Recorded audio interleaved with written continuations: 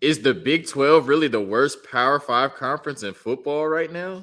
You are Locked On Longhorns, your daily podcast on the Texas Longhorns. Part of the Locked On Podcast Network, your team every day.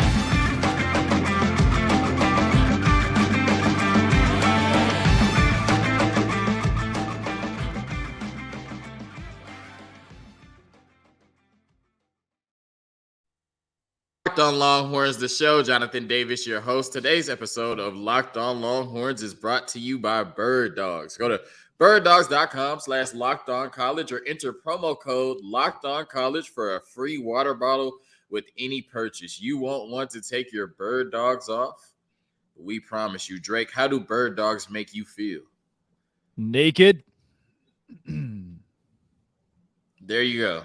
That's the best advertisement of bird dogs you can get. On today's episode of Locked On Longhorns, we are talking about the Big 12. We are talking about Texas. We are talking about Oklahoma. We are talking about the new Big 12, the old Big 12, anything you can think of regarding the conference that is run by Brett Yormark. But I just have to ask you, Drake, to start off. Yeah.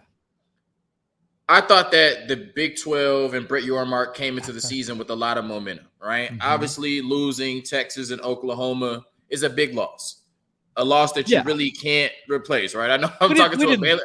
I'm talking to a Baylor fan here, right? So he probably doesn't. We didn't lose them. They left, by the way. We didn't lose them. Okay. We know where they are. They left. Okay, Texas and Oklahoma are leaving. Mm-hmm. But I thought, given the circumstances, Brett Yormark did a really good job, right? He picked up Cincinnati, Houston, UCF, and BYU, and then he, capitalized on the Pac-12's downfall, and he brought in Colorado, Arizona State, and Utah, right? Yeah. So I thought they came into the season with a lot of momentum, right? They wore BAPE during the Big 12 championship last year. I was like, the Big 12 looks kind of cool, Then they come into the season and Baylor loses to Texas State. And Texas Tech loses to Wyoming. Also that. And Kansas State loses to Missouri. Nailed it. And Oklahoma State loses to South Alabama by 26 points at home. You forgot Houston and Rice, Jonathan. And these are just the highlights. Exactly. I'm not going to go through the whole 3 weeks of the Big 12 schedule. Houston and Rice. These are just the highlights thus far. How things have changed in 3 weeks, Drake. You are now the current host of Locked On Big 12. What is going on with the Big 12, and why do they look like the worst Power 5 conference right now? I'm surprised I still have a job after these 3 weeks, Jonathan. I have had a lot of these buggers down on the fridge, my non-alcoholic Athletic Brewing Company beers in the course of the last 3 weeks. Lost a bunch of years off my life, eating a lot of calories. I am shocked, obviously, that – so to answer your original question at the beginning of the show, is it the worst Power 5 conference? Somehow, yes, right now, it is. It is the worst Power 5 conference. If you just look at wins and losses. Just look at wins and losses against especially group of 5 teams. Non-AQ teams, then yeah, it's the worst conference. We've lost to Miami of Ohio and Rice and Texas State. Also, your intro is like 45 seconds, man. We got to fix that. I was just sitting here waiting for that intro to go through, and then all of the. I mean, we're piling it on, right? Piling it on. Yes, Jonathan, you win. Texas is leaving, and the Big 12 looks awful right now. 2 things that are creating a nightmare scenario for the Big 12. I am quite frankly. Shocked, as I believe the rest of the nation is. The Big 12 has losses to Ohio and Rice and South Alabama. I did not see that coming. Do you think this is a concern moving forward after Texas and Oklahoma leave, or do you just think this is a really bad slate of 3 weeks in the non-conference schedule? Well, I would have told you after week 1 that this was abnormal, right? That this was a one-off. It's not going to happen again. The Big 12 is still really good. Just give us till week 2 or week 3 and things will be fine. Things have not been fine. Things have been really, really tough for the Big 12 in the first 3 weeks. So when I think about Texas and OU leaving, I think best case scenario, if you're a remaining Big 12 team, you're a Texas fan, you can't be mad at this. It's the truth. You feel the same way. You would want Texas and OU to lose, right? You would want these 2 teams that left your conference to not be very successful. That's the wish, is that you're a Kansas State fan, your team's good, Texas is bad, you look good, Texas looks bad. We have the exact opposite. Texas and OU are at the very top of my power rankings in this conference, and it's objective. They're the best 2 teams in this league. Texas has, in my opinion, not my opinion, objectively, the best roster in the Big 12, though they probably had the best roster in the Big 12 the last 30 seasons. That is not something that's new. It's just a failure to win with talent Now Texas is winning with talent, Jonathan.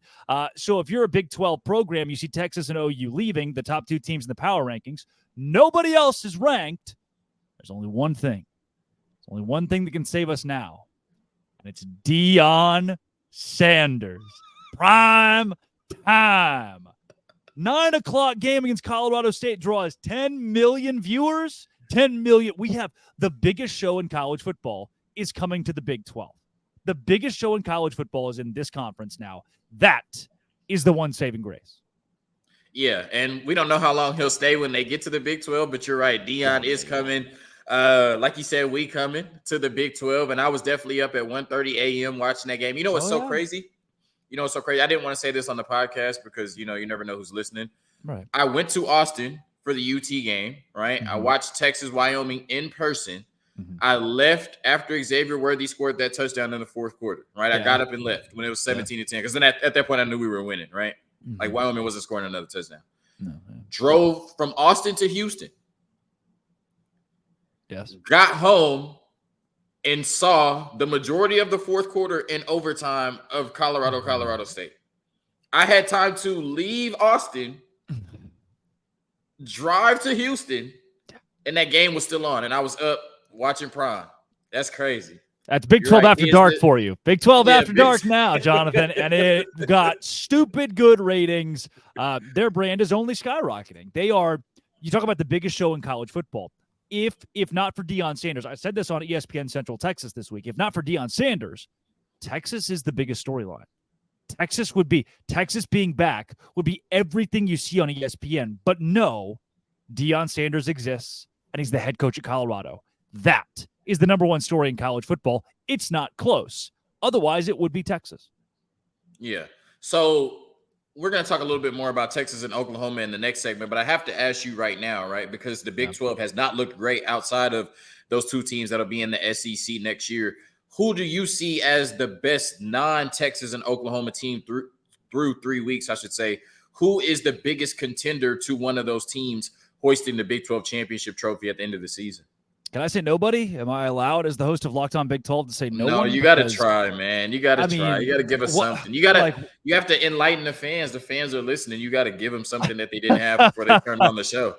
I mean, if you're going to the water cooler and you're a Texas fan and you need something a little nugget to say, hey, if not UT, if not Oklahoma, right now I still believe it is Kansas State, Will Howard. If they figure out the offense that struggled so much down the stretch against Mizzou, they are still one of the most dangerous teams in the Big 12. Remember, they're at their most dangerous. OU fans know this.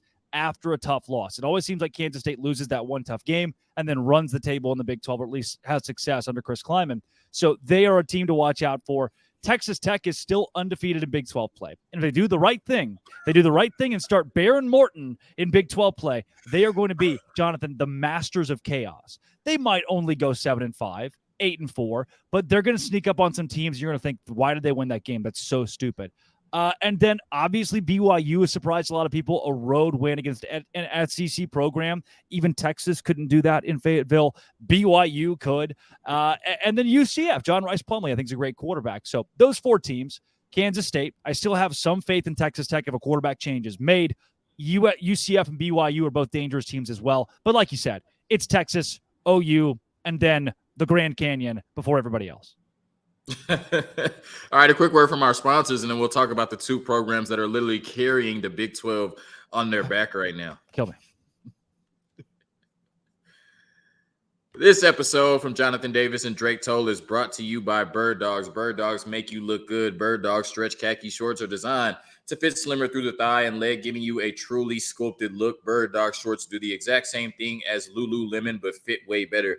They fit way better than regular shorts that are made of a stiff, restricting cotton. Birddogs fixed this issue by inventing cloud knit fabric that looks just like khaki but stretches, so you get a way slimmer fit without having to sacrifice any movement. Go to birddogs.com/LockedOnCollege or enter promo code LockedOnCollege at checkout for a free Birddogs water bottle with your order. That's birddogs.com/LockedOnCollege for a free water bottle at checkout. You won't want to take your Birddogs off.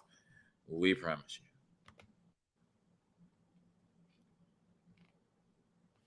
All right, Drake, you are a distinguished Baylor alum, probably the most important Baylor alum outside of RG3 of all time. In recent, okay, there we go. And I just want to put you on the spot because you did in the preseason pick Baylor to beat Texas, and Texas faces off against Baylor on Saturday. So I just want to ask you, do you still believe that? That is before I knew Baylor would suck, Jonathan. I did not have that knowledge yet. Nobody told me. Nobody told me the team was going to be this bad.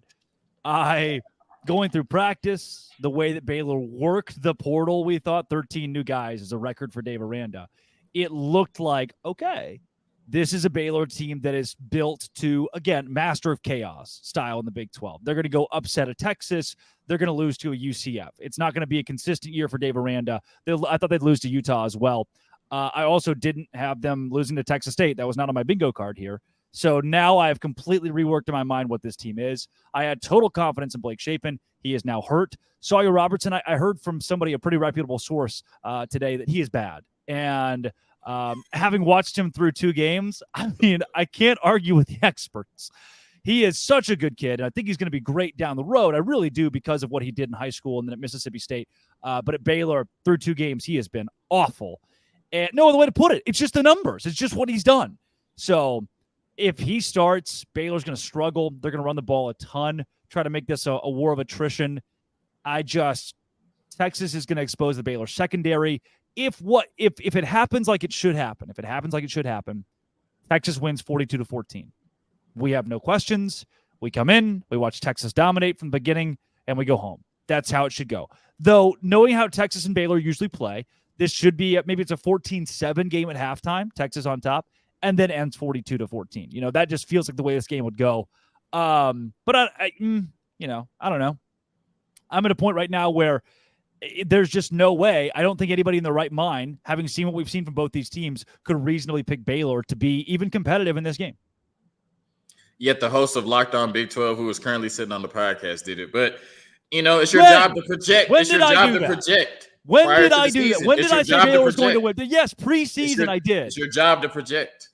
You should have projected that loss to Texas State. Eat them up. I'm an alum. But let's continue to talk about the Texas Longhorns because that's what they came here for. We did a bit.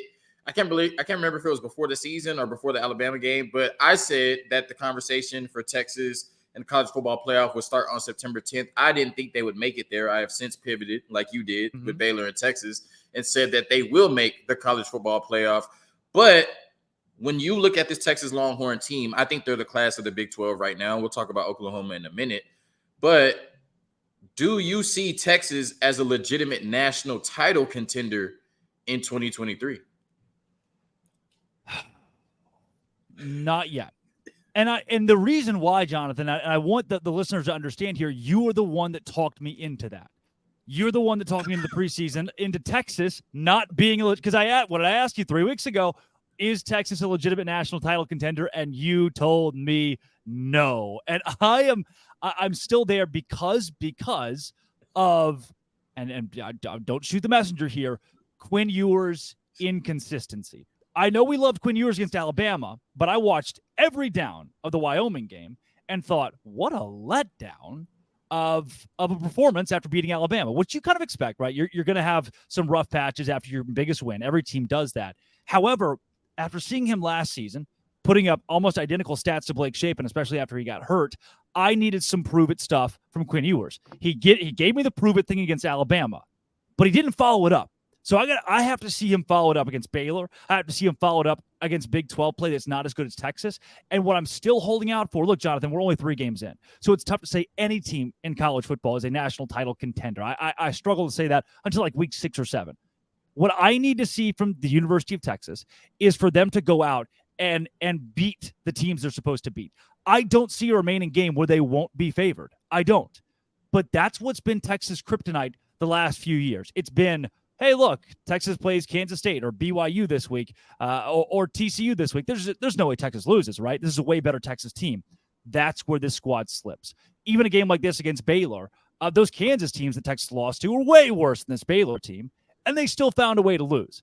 I don't think it happens. I do believe this Texas team is different. I really do, but I need to see it first. Oklahoma has ran through their non-conference schedule. They are averaging over 50 points a No, game they on didn't. offense. No, they didn't. They struggled against Oh, SMU. yeah. Oh, you're right. They only beat SMU by 17. We got to stop that. Look, they ran through their non-conference schedule. They are scoring over 50 points a game. They are allowing less than 10 points a game, but a lot of people think it's fool's gold. Remember, they ran through their non-conference schedule last year and ended up losing 49-0 in their biggest game of the season.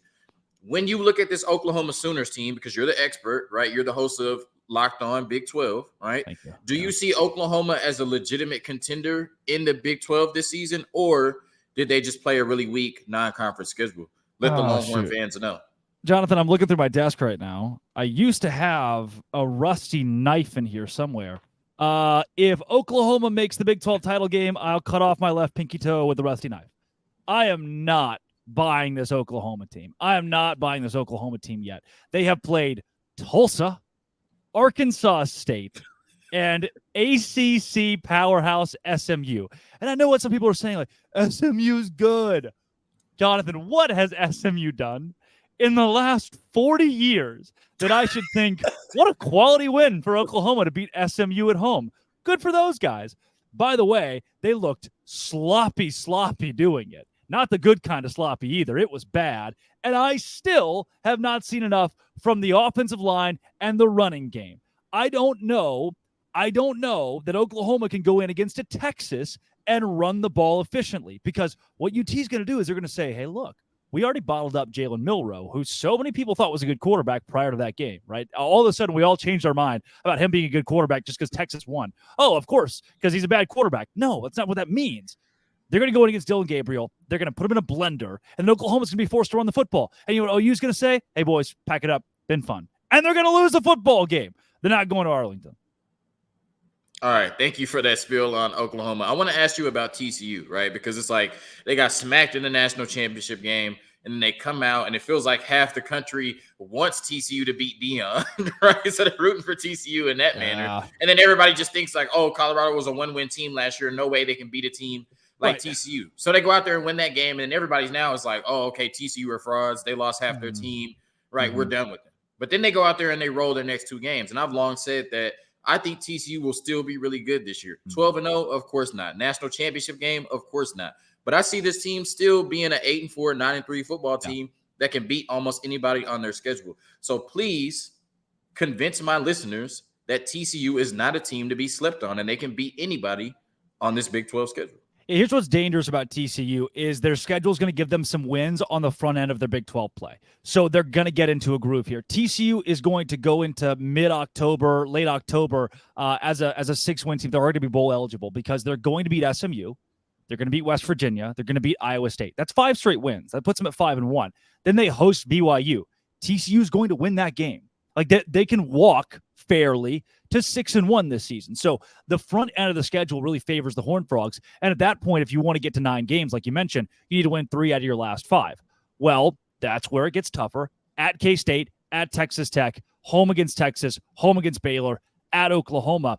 Those are all tough games to win, but Kansas State, jury's still out. I do think they're a Big 12 championship caliber team, but that matchup with TCU is interesting now.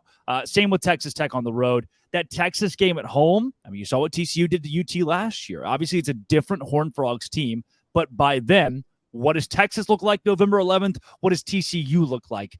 The way that I see this Horned Frogs team is you're exactly right. Most of these guys on the roster went to the national championship last year. They know how to win. They've seen what winning looks like. And the guys who were on the roster last season came from the Alabamas of the world. They did a really good job in the transfer portal. It's going to take them time to put it together. Everybody and their mother is losing to Dion Sanders right now. They had no film to go off of, too. So I give TCU a break. I'm with you on this one. I think they are much more dangerous than we were mentioning. And everybody's acting like Colorado smacked them. Like TCU scored 42 points. They missed 2 field goals and threw 2 red zone interceptions. Like as bad as they played, they still could have beat Colorado by double digits. That's a really good football team. And, Texas is going to have to be, all hands on deck when they go to Fort Worth. A quick word from our sponsors, and then we're going to get Drake out of here talking about Dion Sanders and what he means to college football. Can't wait for that one. This episode of Locked On Longhorns is brought to you by Jase Medical. Save more than $360 by getting these life-saving antibiotics with Jase Medical, plus an additional $20 off by using code LOCKEDON at checkout on jasemedical.com. That's JASE medical.com. Everyone should be empowered to care for themselves and their loved ones during the unexpected. That's why Jase Medical offers the Jase case. The Jase case provides 5 life-saving antibiotics for emergency use and gives you a peace of mind so that you are not hoping that you have access to medication in an emergency. Jase Medical makes sure that you have the medication in hand. It's simple. They handle everything from the online evaluation to licensed pharmacy medication delivery and ongoing consultation and care. So don't get caught unprepared. Save more than $360 by using code LOCKEDON at checkout on jasemedical.com, JASE medical.com, promo code LOCKEDON. All right, Drake, you talked about how Dion is coming to save the Big 12. He's bringing Colorado back. We just saw some of the stats. The game against Colorado State, I think, was the most watched football game of the year so far. One of the most watched football games in the last decade in college football. The first time in the history of Colorado football that they've sold out every home game. The first time, I think they've started 3-0. I mean, it's just crazy, like what he's been able to do in 3 weeks. And I think they lose to Oregon on Saturday, but it's been a beautiful story thus far. So I just want to ask you, Drake, because I think Dion is bigger than Colorado. I think he's bigger than the Big 12. He is a rock star in college football. What does he mean for this sport? He has revolutionized not the way this game will be played on the field, but the way this game will be managed off the field. What he just did is he proved you can use the AAU formula from basketball, bring it to college football, and win. Hey, my sons are on the team, and I have 73 new guys. I'll just win with it. It is AAU basketball on the college football field, and it's winning. Not only that, he took all the noise in the offseason. Remember the pictures, the Colorado kids with the helmets on? Look like a high school team. It looked like a high school team during their spring game with the little padded helmets. He took that noise and said, all right, we're just going to go win. Like, sweet. Thanks for all of that. We're going to go win. He is a hypnotist. He is like he is a mastermind at taking outwardly cringy stuff and getting his team to buy into it. For example, Jay Norvell says, hey, my mom taught me to look look somebody in their eyes, take a hat off, take the glasses off. Dion comes out and says, that is personal. For the third straight week, Dion has used the same line, that it's personal, this time about Colorado State's head coach. And his team's like, oh, yeah, Dad said it's personal, I guess. So I guess it is. He is feeding them cringy stuff that we're all going, okay, that's pretty cool. Like, he has got Chief Keef in the locker room. Dave Aranda's reading a copy of Berenstain Bears. Those two things are not the same. We're going to hit a real weird dichotomy in the new Big 12 where you have Hypnotoad and Dion against Chris Kleiman's corn-fed boys in Manhattan, the Little Apple, and Dave Aranda's Berenstain Bears kids down at Baylor. I don't know what it's going to look like, but I can tell you, this is the U in the 80s reincarnate, but with TikTok and Twitter in existence. That was a beautiful answer, and I have to agree with all of it. Dion is transcending how you win in college football. And it may get ugly over these next couple of weeks on the schedule, but just remember, Dion is doing something that we have never seen before at the University of Colorado. Drake, thank you so much for coming on the podcast and bringing your Big 12 insight. You know, as Texas fans, we can only worry about what's going on at Texas, so you had to fill us in on what's going on with the other, 13 schools? I don't even remember anymore. I don't even know. Sometimes it's 18, sometimes it's 14. Like Josh said, our favorite conference that can't count. All right. I'm giving you this opportunity to plug anything you want to. Let them know where they can find more of your ridiculous takes, like you picking Baylor to beat Texas in the preseason. Weeks ago. I don't have any malice toward Texas fans. We're having Chris Del Conte on ESPN Central Texas this week, who's a good friend of the show. And I think he gets it. He is one of the athletic directors in college football that get it. And I have no malice against Texas. I do feel poised to root against UT on behalf of the rest of the Big 12 as we transition into the new era, because that's the way things go, right? You left the conference, you left the friend group. So we can't sit here and, hey, wish you the best. I don't have time for all that. What I do have time for is for you to make Locked On Big 12 your first listen every single day. And to follow at LO Big 12 on Twitter, or my personal at Drake Seatole, and come hang out. If you don't like me, then I guess I'll have to block you. Yeah, and if you can just give them some more information on where they can tune in to hear the CDC interview, or at least when it's going to be. Yeah. I definitely know that they'll be interested in that for sure. True that, though. ESPN Central Texas, I'll post the link on, or at 1660 ESPN on Twitter. I'll post the link on my personal Twitter as well. I will have him on, I think, on Wednesday. So whenever you watch this, go back to that, I guess. All right, hook 'em. And peace.